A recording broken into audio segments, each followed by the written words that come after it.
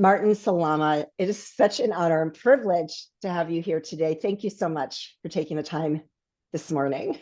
Well, Sandee, it's really an honor for me to be here with you. I loved being with you a few weeks ago on my summit and hearing your Yes, story and how much we have so much in common with our stories and where we've taken ourselves. yes, I know. So you are known as the architect of the Warriors Life Code, LIFE code, and you help people frustrated in their life quickly shift their mindset to uncover their greatness so they can live their true potential and enjoy life. So I'm going to let you tell your story to the audience, but that's just a snippet of who you are. Right. But first, we all have a story, and my podcast is all about sharing people's stories so other people can learn and grow from them themselves. So Yeah. tell us about your story. How did you get to Okay. where you are today? Okay. Should we keep them in suspense as to what life stands for, or should I tell them right away? That's up to you. It's All your right. Well, story. let's tell them. So life for me stands for live incredibly full every day. Okay. And it's actually, over the last few weeks, I read something, a recent article, and it even crystallized what I do even more because it's not only living a happy life, it's living a meaningful life. Yeah. You could be happy without meaning, and you could Mhm. have a meaningful life and not be happy. That's And live right. incredibly full takes both of that into account. All right. So let me tell you a little bit of my story. It starts when I was a child, really when I was 10 years old, 50 years right around now, this month of March. Not sure when this is going to air, but we're taping it in March. But in March of 1973, my life changed forever that month. And you see this little boy right here. Yeah. This picture I just put up recently. We were cleaning out my mom's house. She moved into my sister's house, and I took a couple of pictures, and this was one of the ones I took. So this picture is of my 5-year-old brother, Michael. Mm. Okay. And in that month of March of 1973, he met with a tragedy. He was getting off the school bus, dropped something in front of the school bus, and the bus driver didn't see him and drove. And unfortunately, 4 days later, he died from his injuries. So you're shaking your head because I know you and I have similar stories about siblings. Yeah. And you're feeling the same emotions well up in you as I do every time I tell the story. Yeah. Yeah. And it's 50 years ago, and I still feel like I can imagine the day of me walking down the block and seeing the school bus with one of my 4 older sisters and wondering what's going on in front of our house and seeing my mother run out of the house, pick Michael up with Michael in her arms. We don't know how he got into the house. We don't know any of that, but she was running out of the house, carrying Michael in her arms, running to the hospital, and jumped in the car and ran to the hospital. That memory is ingrained in me. Yeah. And it was a tragic day, not only for my family. I come from a small Jewish community in Brooklyn. It affected our community, and and really it affected so many people in so many different ways. Uh, on a positive side, for a moment, before I go into how it affected me, it affected my mother for a few months. She was inconsolable. And someone came to her and said, there are a couple of other women who have lost children. Why don't we get you all together? And you could start a group of understanding what you're going through together. She developed that group for the next 40 years. Plus 40. Whoa. And whenever somebody would pass away, a boy, a young child, or somebody who had parents, during the week of Shiva, which we do in the Jewish community, and the people go to visit and make condolences, my mother would go there during the week and say to them, I know how you feel. We have a group of women who understand what you're going through. You're not alone. And over the years, women have come to me and told me, your mother has saved my life. At my lowest point, she was there for me. So just for a moment, I feel like I have to honor her in this moment. Of course. Yeah. My father has done some wonderful things. My sisters have. I was the founder of a synagogue that my father gave us money to a year after we started and said, if you name it after your brother, I'll give you money towards building it. $50,000. This was 1993. Mm. And so it's called Sharei Tefillah B'nai Moshe, which is the gates of prayer for the children of Moses. And his Hebrew name was Moshe, Moses. Oh, So wow. his legacy will carry on forever. And Wow. recently I talked about how I could have gone down that rabbit hole, and many times I did, of what if? What would his life have been? What would my life have been? But it doesn't serve me. And so I move forward now. So on that day, I told myself a story when my brother died. I lost my brother. I'm the only boy left. It's my job to carry on the legacy, carry on the name, and make good for my parents. And that day, I said, I'm going to make sure my parents are always happy. I can look back now and realize that that was the moment, that was a defining moment for me when I became a people pleaser. Mm. Yeah. Right. And there's a lot of things that come with being a people pleaser, for me at least. And for the next 40 years, I lived those without even realizing that that's what I was doing. You know, I took things personally. I was a control freak. I needed people to recognize the work I was doing to please them. You know, I'd be involved in community events because number one, I liked being, my parents were always involved in community events. I liked it, but I also liked the accolades that came with it. Wow, Martin, you did such a great job. You know, things like that. And I had a very short temper. And if you think about it, it all makes sense. Of As a people course. pleaser, when things aren't going your way, you take it personally. As a Mhm. control freak, you want to make sure that everything's going exactly as you want so that you could people please everybody. Right. Like the accolades, as I said. And when it doesn't, you lose it. And that was my default tendencies for the first 40, 50, from when I was 10 to when I was about 45 or 50. And it took some other things to happen in my life to recognize that I was a people pleaser. And that over the years, whenever I would do those things and I would try to please people, I would rationalize that what I was doing was for the greater good. But what I've come to learn now, and it's something I've trademarked, is the word rationalize. Okay. Really two words. Rational Rational lies. lies. All right. Wow. That's a lot to take in, right? Yeah, and that's incredible. Incredible. You know, it's interesting the stories that we tell ourselves. And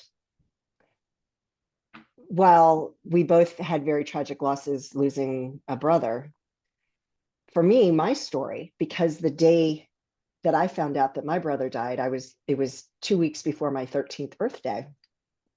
And I was very happy for one of the first times. Like it was just, I had girlfriends. I was with one of my girlfriends and we were living on the water and I'm running up the 100 stairs that went from the river dock to my house. And I was so happy only to learn that my brother died. And the story that I told myself was that I can't allow myself to be happy because if I do, then something horrible is going to happen. Wow. Wow. Yeah. And So it's interesting how we yeah, both, you know, how you tell a story and it yeah, becomes the truth to you for yeah. everything. And I know your story. We talked about it, that you were a junkie and now you're a happiness junkie, Yeah, right? that's right. I know. I love that you put that together for me. Thank you for that reminder that, yeah, I just turned one form of being a junkie into another junkie. Because most people who are addicted to things just to go addicted from one thing to another because they're missing something. And you grasped onto something that you love and turned it into something that you're not missing anymore. But you live it in every which way possible. So you just became a positive junkie of happiness. Hey, you know what? Given the choice, I'll take happiness junkie any day. Hello. Same here. Same here. Yeah. And look, I call myself a recovering people pleaser now. Yeah.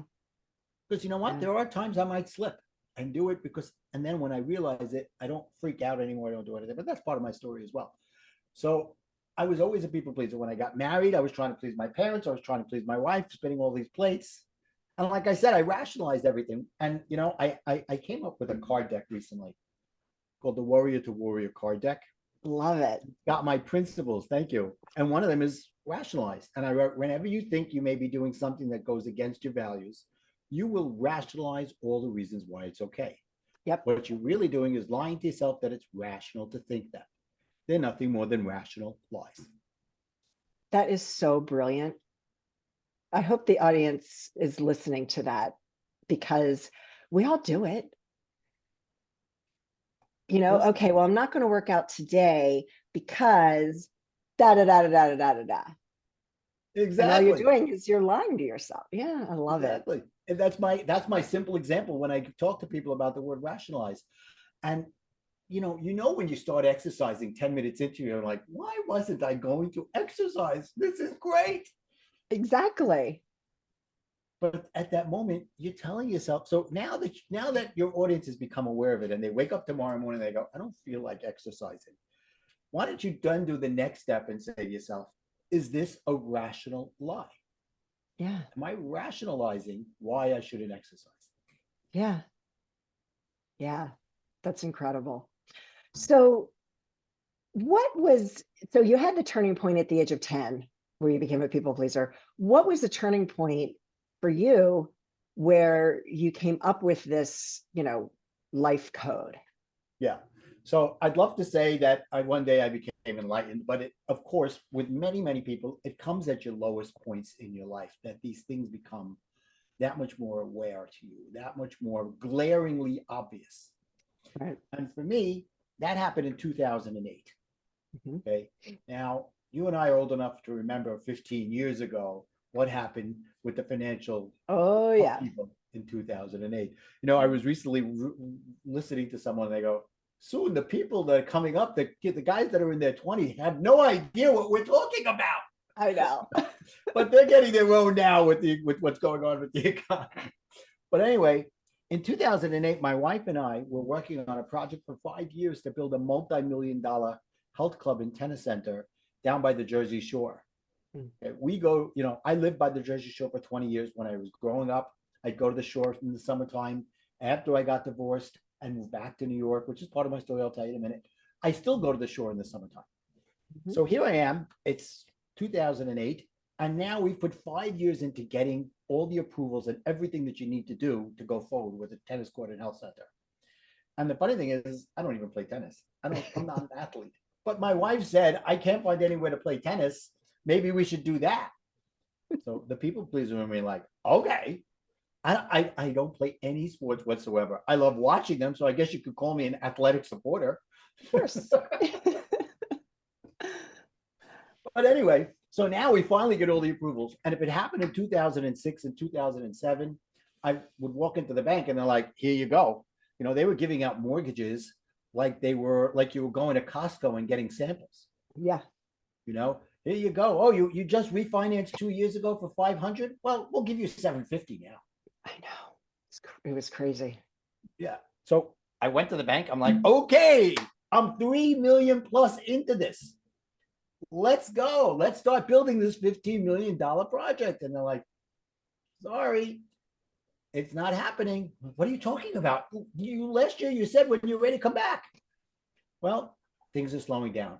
That was August. In September, Bernie Madoff, subprime loans. It fell like a house of cards. Yeah. And you know where I was? I was on the bottom of the cards. Mm-hmm. Yeah. And overnight, I was broke. Lost everything. Stopped paying my mortgage. Stopped paying my car payments. And like most of the people in New Jersey, they got foreclosed on. I was foreclosed on. Luckily, New Jersey had so many foreclosures that it took them years before they took the house away. Wow. But they still took it away. Yeah. And a few months after I stopped paying my car payments, something that never happened to me before, my son wakes me up. He says, Dad, your car's being towed. It was being repossessed. Yeah. Oh, I'm like, well, what about the stuff inside? Too late. Doesn't matter. Goodbye, BMW. Oh, gosh. I just remembered what the car was. But here we are. So things were not good. It took me about a year to pick myself off the floor. And I was literally in situational depression. Yeah. It wasn't that's part of my story too. I went to therapists. I was taking medication. I was taking Wellbutrin. And then I realized I didn't need that stuff because it was situational. Right. So now I said, okay, what am I going to do with the rest of my life? I've been a businessman for almost 50 years. What do I want to do now? And I realized I didn't want to do that anymore. I didn't love it. What I loved doing was being involved in the community events. And people would come in and say, I don't know how much time I can give. Here's a couple of hours. I don't know what I could do. And I would show them their potential. So I realized I was a life coach without being a life coach. Yeah. Yeah. But now here I come. It's about 2 months before coaching school was going to start. My 24th wedding anniversary. And my wife turns to me and she says, I'm done. I want a divorce. Wow. I'm like, wow, there's 364 other days you could have picked. I didn't say that. I think now I look back and could have said that. I didn't get her anything like that. But looking at it, that was probably the best gift other than our 4 children. And now we have 8 grandchildren that she could have ever given me. Yeah. After my 4 children, because it was the kick in the pants I needed, that I needed to figure out what's going on. In the beginning, as a people pleaser, I took all the blame. It was all my fault that the marriage fell off. We were together 25 years at the end of the day. Right. We both were responsible. We were both victims. Yeah. Yeah. So Takes two. You know the feeling. Yeah. You always have a part in every situation. Yep. So I decided I'm still going to go through with life coaching. I think God was kind of nudging me to tell me, oh, you want to go to life coaching school? Man plans, God laughs. Go for yourself and then figure out what you're going to do. Yeah. So I went, and before I went, they gave us a syllabus and they said, read a couple of these books. And one of them was The 4 Agreements by Don Miguel Ruiz. You know that book? I do. And for me, the second agreement just got me. That's don't take anything personally. Yeah.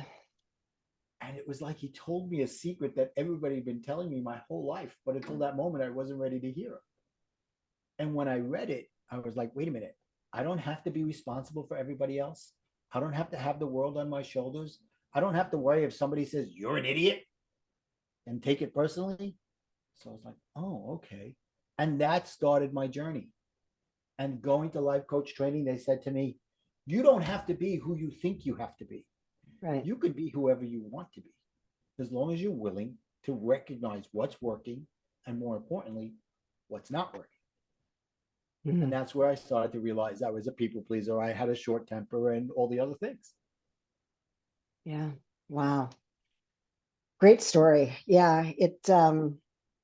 I think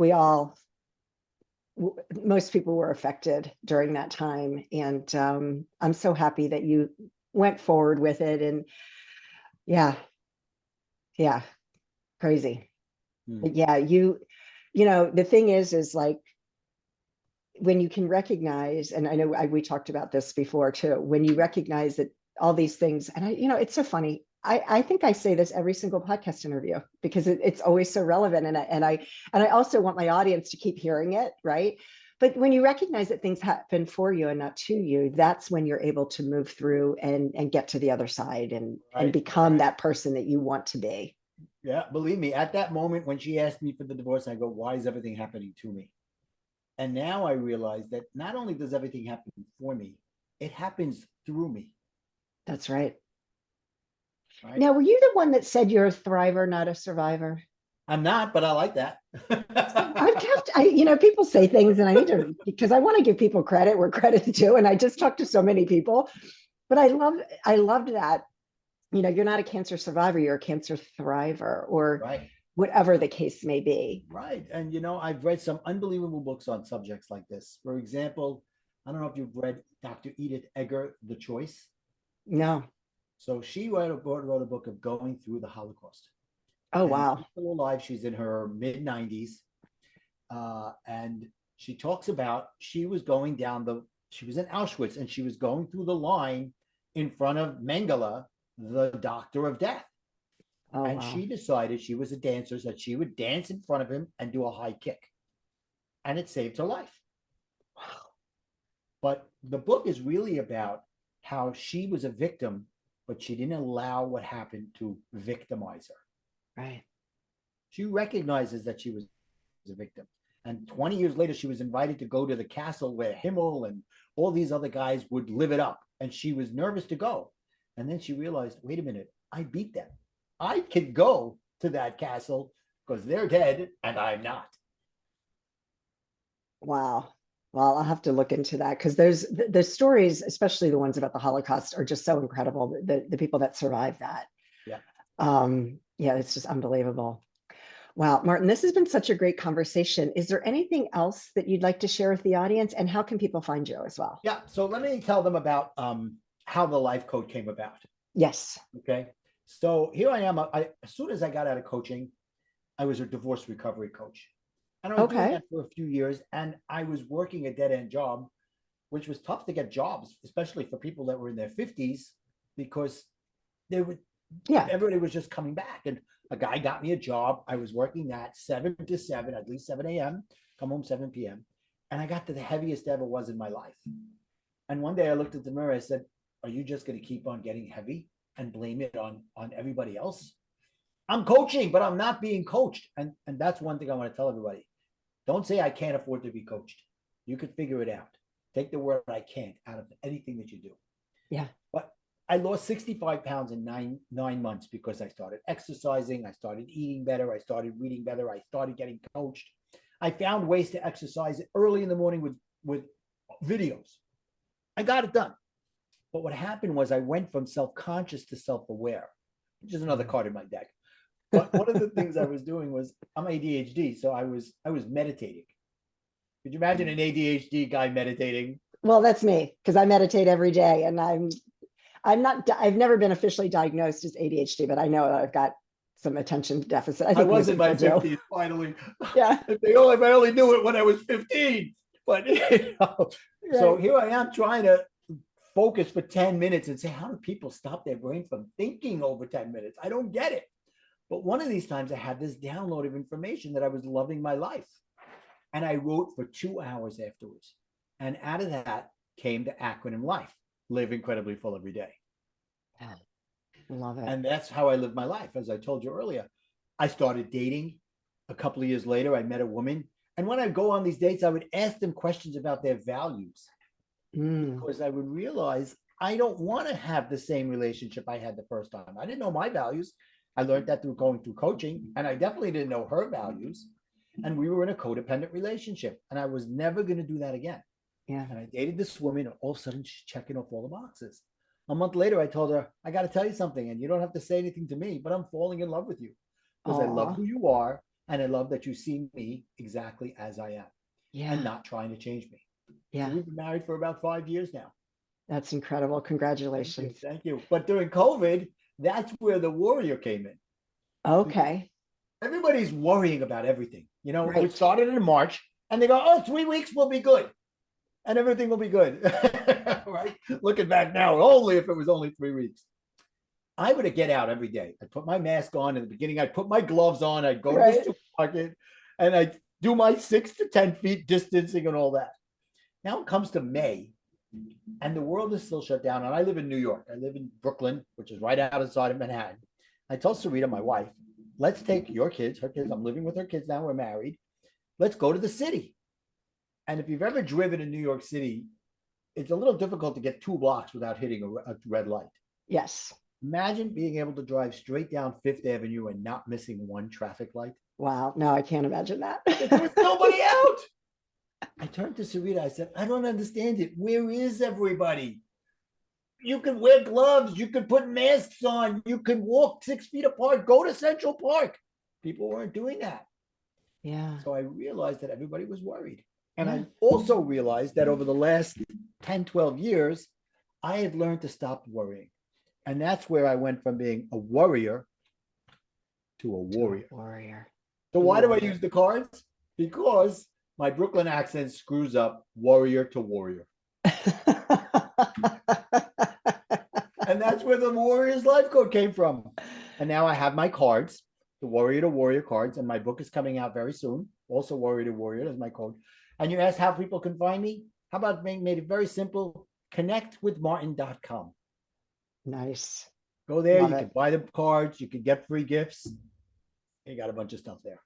Fantastic. And I'll make sure all of that is in the show notes. I love everything you're doing, Martin. And this has been so enjoyable. You are such a delightful person. I can't wait to meet you someday. I'm sure we'll end up at some event or something. And we're going to give each other big, gigantic hugs. Absolutely. I'm a hugger.